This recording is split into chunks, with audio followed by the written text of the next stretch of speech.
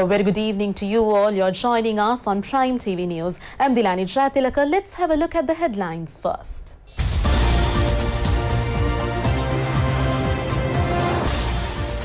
President is ready to address the BIMSTEC summit. Sri Lankan and Indian leaders meet in Nepal. The Colombo Defence Seminar opens under the patronage of the Prime Minister. Large crowds throng the Enterprise exhibition. ITN clinched many awards at the Sumati Awards Festival. Outgoing UN Human Rights Chief says Suu Kyi should have resigned. Now for news in detail. President Maithripala Sirisena has said that the country is advancing rapidly in the spheres of peace, reconciliation and development. The President made this reference in a special statement to the Colombo Defence Seminar which opened today. The conference commenced under the patronage of Prime Minister Ranil Wickremesinghe. The inaugural sessions of the Colombo Defence Seminar was held this morning with the participation of local as well as foreign defence representatives. The conference is in progress at the Bandaranaike Memorial International Conference Hall for 2 days. Security in the face of global turbulence is the theme of the conference. Attention will be diverted at this meeting with respect to several matters on global security. A special taped statement of President Maithripala Sirisena was presented at the conference. In his statement, the President pointed out that action should be initiated to sort out internal conflicts of a country within the country itself. Existence of a government, democracy, freedom of the people, territorial integrity and unitary status is vital for every country. As such, he said that the challenge for global security in the face of conflicts is an important theme of this conference. Since the end of brutal terrorism war in the year 2009, now as a country we are moving forward speedily with the aim of developing the country and achieving prosperity with the establishment of peace and reconciliation. The President highly appreciated the commitment, sacrifice and the display of desire by the Sri Lankan Army, Navy and Air Force in this task. Principally receiving the knowledge regarding the strategies through this discussion, the President pointed out that we will be directly able to identify the reasons causing tragic situations and to receive knowledge about the issues faced as a nation, as well as to take steps to prevent those issues flowing out of the country. Delivering his address at the conference, Prime Minister Ranil Wickremesinghe said that world attention should be focused on global security. There could be impacts on a country through human activities as well as natural calamities. He mentioned that as a country they should be geared to face them. Training in this respect is vital. Sharing the required knowledge is also essential. Discussion should be held with defence stakeholders, the manner in which future defence challenges should be confronted. This, the Prime Minister added, could ensure a peaceful future. Many ministers and parliamentarians as well as a large gathering, including local and foreign defence heads, joined in the occasion. The conference will end tomorrow. Today is the second day of the Enterprise Sri Lanka National Exhibition, which encourages entrepreneurs.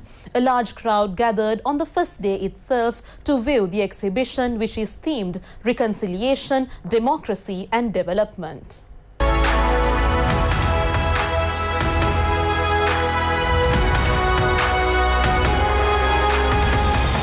The Enterprise Sri Lanka National Exhibition has been organised with the purpose of emboldening entrepreneurs. It is being organised by the Ministry of Finance and Mass Media. The exhibition, which is being organised with the intention of inculcating entrepreneurs on the Sri Lanka loan scheme, consists of 12 zones. The exhibition is being held with the blessings and advice of the President. It will also continue until tomorrow. An opportunity is being afforded to new entrepreneurs to get registered in the Enterprise Sri Lanka data network. Noteworthy is the possibility of applying for business loans from state as well as private banks. A special zone has been set apart to secure all public and private sector services. The education zone consists of many special features. The Independent Television Media Network is operating an exhibition booth within the Enterprise Sri Lanka exhibition premises. Visitors to this stall can witness as to how television and radio news as well as programs are being produced. Another feature of the Enterprise Sri Lanka exhibition is the allocation of a separate booth for the first time for web journalists.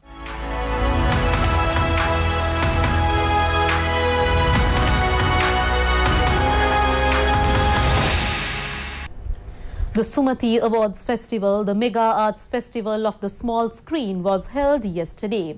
The Independent Television Network channel was honoured with many awards. ITN was also the sponsor of the Sumati Tele Awards Festival.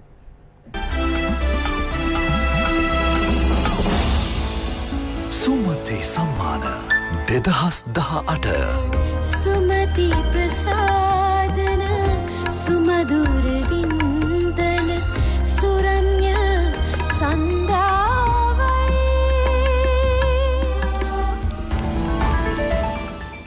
The 23rd Sumati Tele Awards Festival was held at the Nelumpokuna Theatre with the participation of a large number of artists. ITN took the forefront in this awards festival. The news division of the ITN Media Network succeeded in winning many awards for its outstanding media performances. The Umawe at the Kathawa, produced by Gayan Allegoda of the ITN News Division, won the award for the Best Television Current Affairs Program. හොඳම රූපවාහිනී කාලීන වැඩසටහන ලෙස මෙවර සම්මානය දිනා ගනු ලබන්නේ ස්වාධීන රූපවාහිනිය නිෂ්පාදනය කළ ගයාන් බුද්ධික ඇල්ලේගොඩ අධ්‍යක්ෂණය කළ උමා ඔය ඇත්ත කතාව.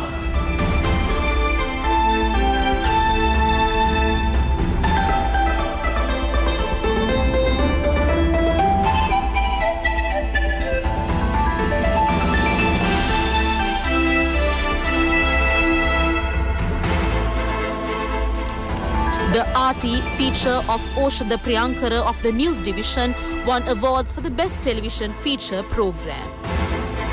වසරේ හොඳම රූපවාහිනී සංග්‍රාමය වැඩසටහන ස්වාධීන රූපවාහිනිය නිෂ්පාදනය කළ ඕෂද මහේෂ් ප්‍රියංකර අධ්‍යක්ෂණය කළ RT.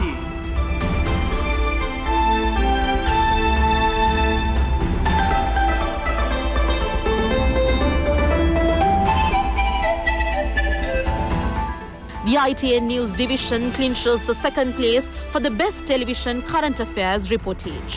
The award went to Indika Veerakone. සාමාන්‍ය අධිකාරියේ ප්‍රවෘත්ති සුභාෂ් ජයවර්ධන මහතාට සහ අධ්‍යක්ෂණය කළ ඉන්දික වීරකෝන් මහතාට මෙම සම්මානය ලබා ගැනීම සඳහා අප ගෞරවයෙන් ආරාධනා කරනවා.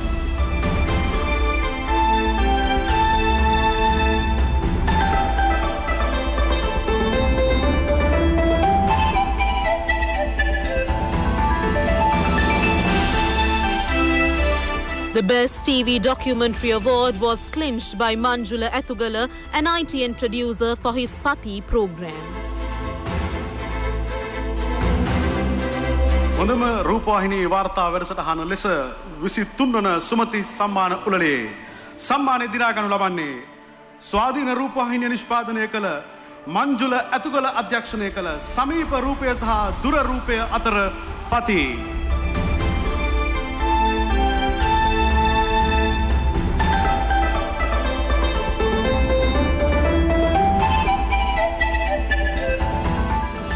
The upcoming Teledrama Actors Award was secured by Ashin Manjula for his contribution to the Diyamankada teledrama telecast over ITN. Udayakumara Tennakone of ITN, who directed Sonduru Agjava, received the Special Jury Award. The Millava Valawa teledrama also won another Special Jury Award, and it was received by Cletus Mendes.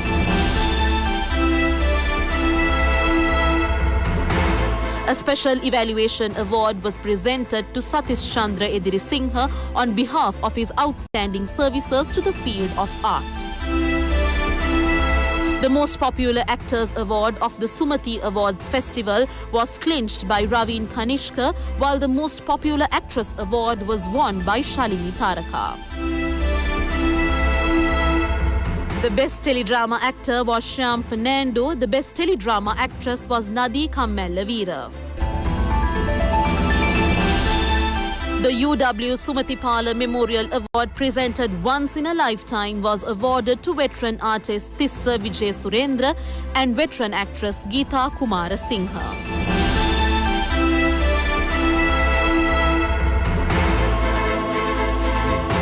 Several dancing performances added colour to the awards festival. Among those who graced the occasion were ministers and parliamentarians as well as artists.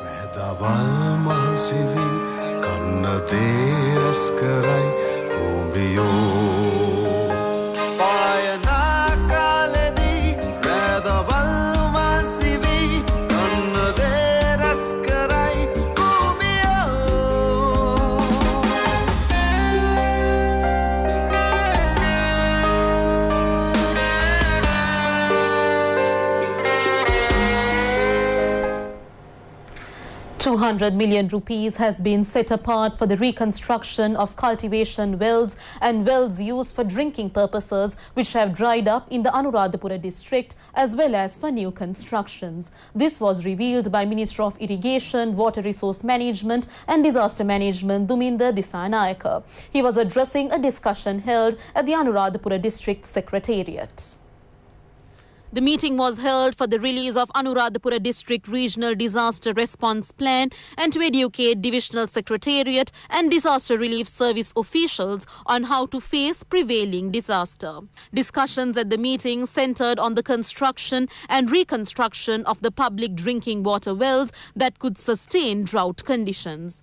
A sum of 20,000 rupees has been allocated for the reconstruction of a dried-up cultivation well, while 30,000 rupees has been set apart for the digging of a dried-up cultivation well. In addition, a sum of 30,000 rupees has been allocated to construct a new public drinking water well. 25,000 rupees is to be spent on the cleaning and removal of mud of an existing drinking water well. Meanwhile, the Water Supply and Drainage Board has called on the people in the Anuradhapura city and in the surrounding areas to use sparingly the pipe-borne water supplied for drinking purposes. The Anuradhapura Regional Manager of the Water Supply Board mentioned that the water levels of the Turuvila tank, the Nuara tank and the Tisa tank, the main water resources, have speedily decreased. The Mihintale premises of the Rajarata University has been closed indefinitely due to the decrease in the water level of Nuara River. The Presidential Commission inquiring into malpractices alleged to have been committed in the Sri Lankan Airlines, Sri Lanka Catering and Mihin Lanka during the past regime obtained statements today too. Former parliamentarian Sajin Vasgunawardena and former chairman of Sri Lankan Airlines Nishantha Wickramasinghe appeared before the commission today. They were summoned before the commission following the revelations made with respect to investigations carried out in Sri Lankan Airlines and Mihin Lanka. It is in this respect that they were summoned before the commission. In the meantime, former Defence Secretary Gotabaya Rajapaksa arrived before the Presidential Commission of Inquiry yesterday. Statements were recorded from him for nearly 3 hours. Gotabaya Rajapaksa is a founding member of the Board of Directors of Mihin Lanka, and it was he who had handed over the application for registration with respect to the establishment of this company. Former Finance Secretary P.B. Jayasundara and former Presidential Secretary Lalit Weeratunga also gave statements to the Commission yesterday. Revelations were made before the Commission yesterday with respect to the handing over of a sum of 24 million rupees by Sri Lankan Airlines to the Sri Lankan Embassy in Russia in the year 2011 for a party organized with regard to the establishment of a marketing agency in Russia. This incident had taken place while Udayanga Weeratunga was serving as the Sri Lankan ambassador to Russia. 2,468 Sri Lankans have been directed for jobs in South Korea this year. This has been revealed by Kwak Han Jong, Director General of the Institute of Korean Human Resources Development Service. He disclosed these details at a media conference organized by the Institute of Korean Human Resources Development Service. Kwak Han Jong pointed out that more than 58,000 Sri Lankan workers have served in South Korea. 44,975 of them have gone to South Korea for the first time. He said benefits enjoyed by Korean workers are also given to Sri Lankan workers. Around 5,000 Sri Lankan workers receive jobs in Korea every year in the construction and fisheries sectors. About 400 who have returned home after serving in Korea have not yet obtained their insurance benefits. Such workers could receive their benefits from the EPS Centre.